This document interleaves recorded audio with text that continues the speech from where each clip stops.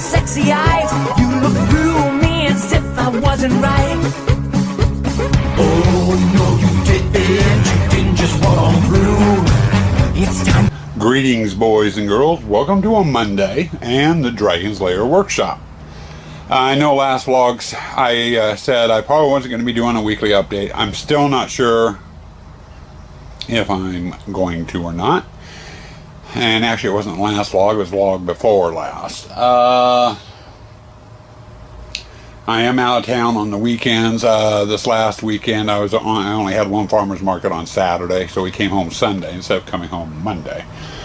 I got a couple small projects to do. I was just getting ready to start one, and I figured I'd kind of give you a glimpse and a rundown on what I'm going to be doing.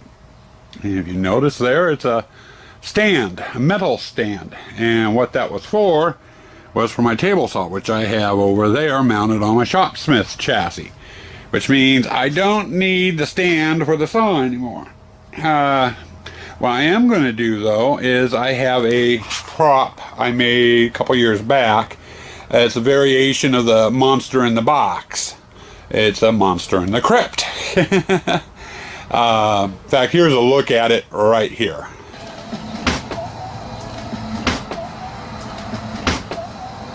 Okay, now you see what the prop looks like. Well, what I've been doing is we've been sitting it, just laying it on the ground and what have you. I want to get it up off the ground. So I figure I want to mount it to the top of this here. No big problems. The base of that and stuff is all made out of wood, plywood.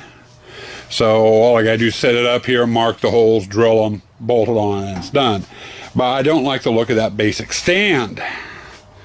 So what I'm going to do is I'm going to make it, because it really doesn't look very Halloweenish or Halloweeny, or I'm not even sure if either of those are words. But anyway, what I'm going to do is I went down, I bought some 1/8" thick Luan, or as we call it up here in our area, veneer.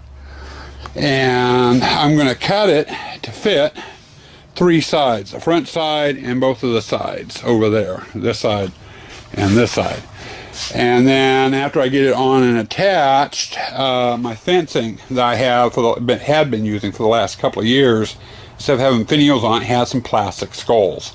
And I've got a huge bag full of plastic skulls that all match. And I was trying to think of what to do with them. And I was thinking I'm going to attach them to the pieces of laminate that's going up on the frame. Kind of make it look like it's the crypt is sitting on a stack of skulls. Not sure how it's going to turn out, but that's the general idea.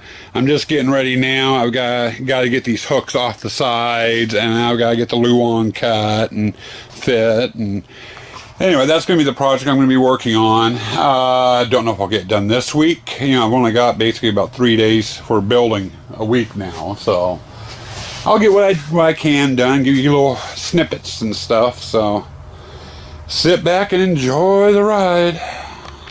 Greetings! It's Wednesday. Time for another quick segment out here. I kind of ran you over what I was doing with that stand there, and I wanted to show you what I've come up with so far. A wall of skulls is kind of what I wanted, and I know it just looks like skulls attached to plywood at the moment, which is what it is. But I just got done finishing that panel up, and all of these need to dry overnight. And then tomorrow I've got to come in. Right now I've got a screw holding these in. I need to take all the screws out of all of them. And then for adhering these on this panel, I originally went down and bought some acrylic latex caulking on these and tried adhering them that way. Problem is, these skulls are hollow. There's no foam backing or anything on there, so the acrylic caulking really wasn't sticking all that well with the skulls. I mean, you bumped the skulls good enough, they were going to pop off. I didn't want that.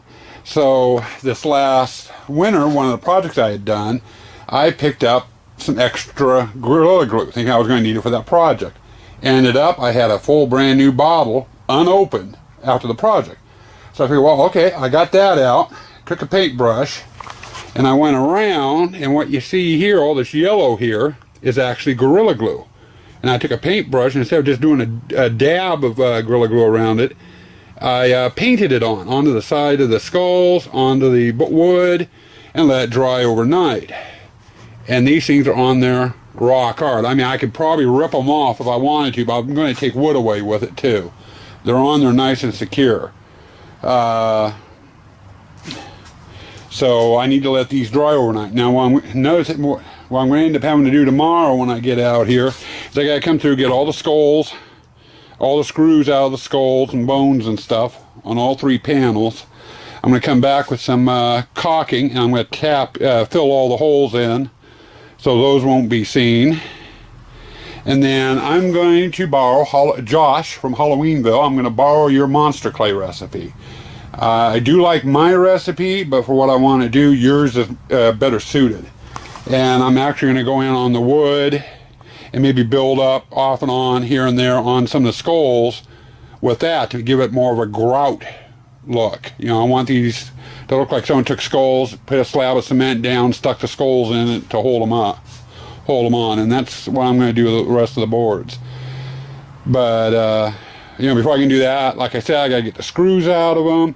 I've got to actually get them attached to the framework and what have you. So I'll be doing that tomorrow, and I'll give you a quickie peek tomorrow so you can see what I'm doing. Am I going to have this project finished tomorrow? No. I'll probably be finished sometime next week. I'm hoping, if everything goes right, depending on how long things take. Hey guys, welcome to Thursday. This is going to be the last segment of Halloween stuff for this week. Tomorrow we're on the road to head over for more farmers markets. Excuse the slip there. I'm a little miffed at the moment. But I wanted to show you where I got this week so far. And I got the panels attached to the frame, you know, so they're good to go that way. And now what I need to do is in here, I was going to do some mortar, you know, and have it come part way up on some of the skulls in various spots, what have you. Was hoping to get that done today. And I was going to use Halloweenville's monster clay recipe instead of using my own. Basic reason for using his is fairly simple and straightforward, easy to make. Mine takes a lot more, this takes a lot more work. You know, with all the flour, the water, the starch, and all the other happy ho-ho. Now, I didn't want to go through that rigmarole. So I figured I'd do Josh's recipe. And that's where I ran into the snag. I'm not sure exactly what's causing it. But I made one batch earlier, following his directions.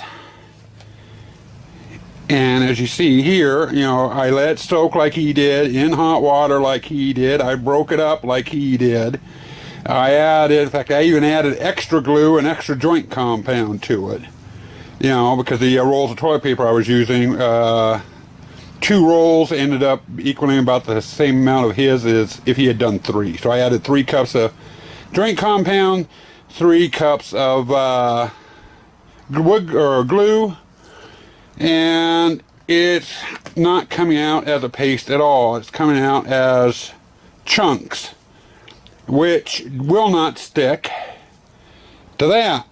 So I figured, okay, well, maybe I didn't let the toilet paper, which is what this is. It's toilet paper, glue, and joint compound.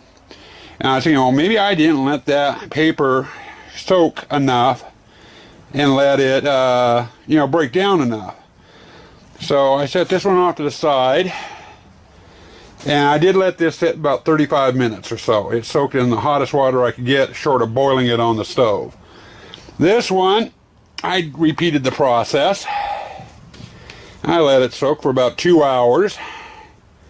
The consistency of the paper was the same as he shows in his video.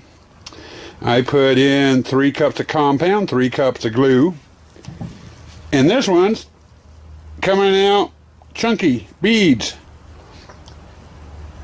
The only thing I can think of is I need to add more joint compound and more glue, which I can't do because I used up what I had left. I figured I had enough to do the project, and so needless to say, I ain't going to get any mortar done on these this week. My idea was to get the mortar on to here today and let it sit over the weekend, and then when I got home Monday or Tuesday, I could come out here and get it painted and have it finished next week.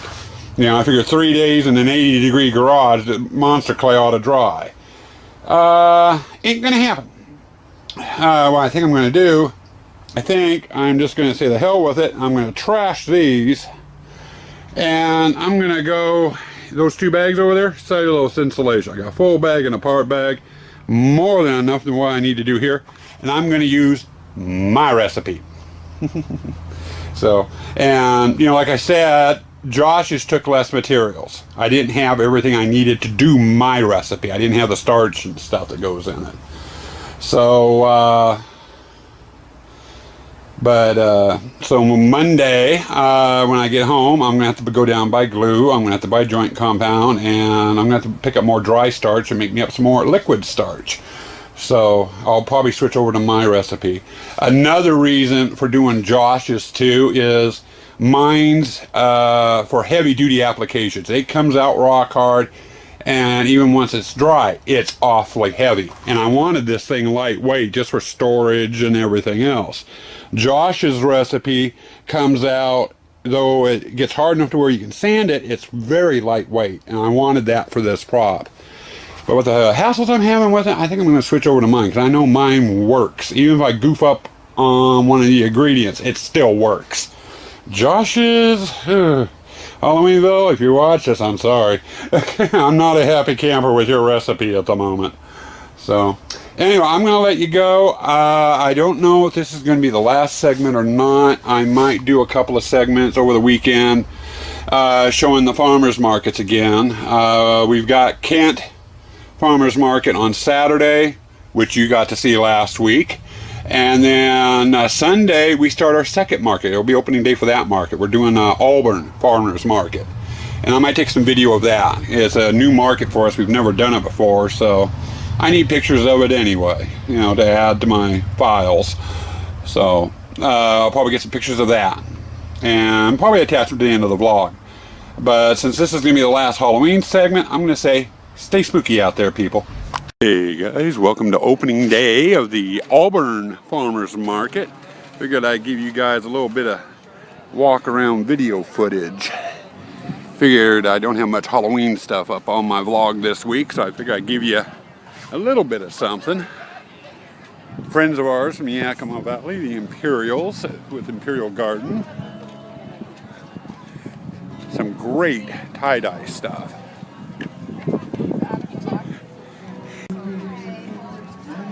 Anyway, a friend of ours that we met this weekend at this market does some tie-dye work, and it's beautiful, beautiful work.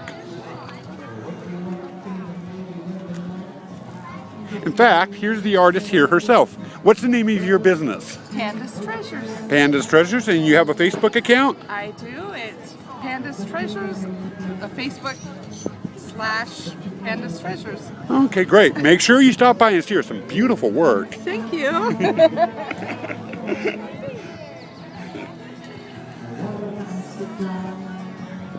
Nala's Bakery, some flowers. When you get on them, shoot you back off over this way here, you can see some of the stuff that they're doing.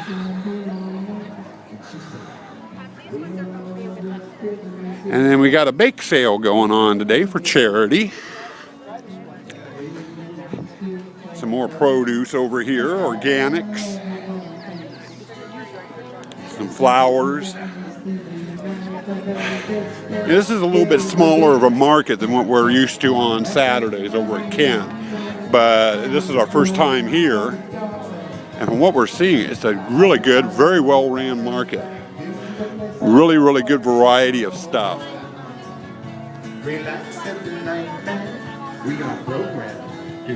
Got some beaded jewelry. Some glassware.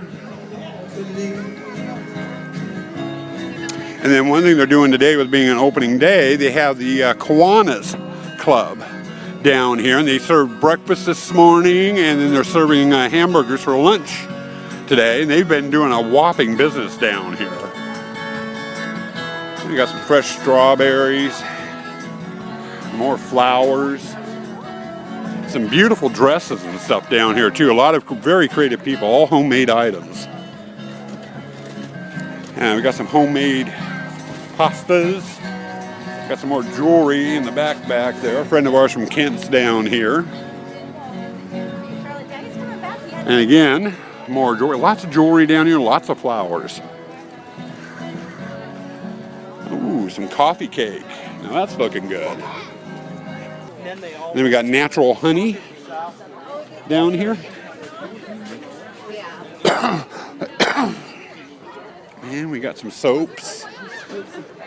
It's kind of a neat little handcraft type thing. We got another gentleman down here selling some wooden chairs, Adirondack chairs that he's made.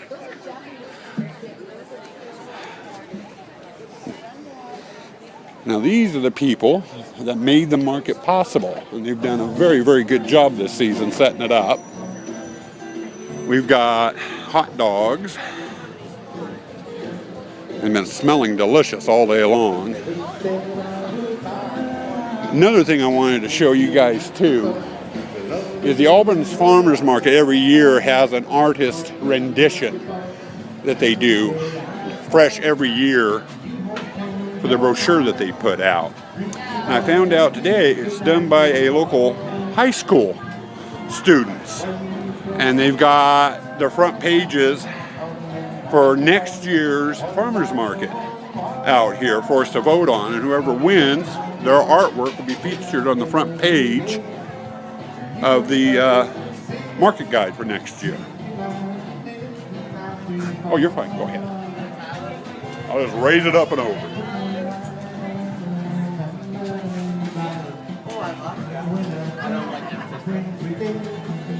Variety of different sizes, a lot of people showing interest and doing a lot of voting.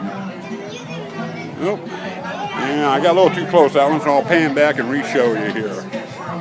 There you go. But a lot of stuff going on down here, a lot of fun, a lot of great entertainment. I think everyone's been having a great time down here. Been seeing a lot of little ones eating hot dogs today. Oh, I gotta introduce you guys over here to Annie, her fudge and jewelry. Would you like to say hello to the YouTube crowd? Hi. You want to tell a little bit about yourself? Catching you off guard here. Got all the 36 flavors of fudge. Come on down. Yeah, now, what about your jewelry? Is that all handmade too? All handmade. So you're a woman of many talents. Well, yeah, you can say that. Yeah. Now, do you have a Facebook page or anything like that? Yep. Annie's Fudge. And it's just Annie's Fudge? Yep. Or? You can like me on Annie's Fudge on Facebook, or you can go to anniesfudge.com. Okay, well, there we go. And I'll give you guys a clip of our stand here in a little bit. So, anyway, I think I'll give you a little bit more walk through here. And right around the corner, and there you go, Yakima Valley Produce. We're down toward the end of the day. It's Sunday, so we're running pretty low on stuff here. Onions and potatoes. Wife was smart and saved some seeds from our gardens last year, out of all the produce that we had. So we got some assortment of seeds here. We got gourds, swan gourds, white pumpkins, a few corn, peas. Not much interest in them yet, but there will be, hopefully. But anyway, you recognize there's Imperials right over there. That's where we started at. So I've gone full circle, and there's a beautiful tie-dye stuff again. So anyway, we've come full circle. Well, there you go, guys. Stay spooky out there.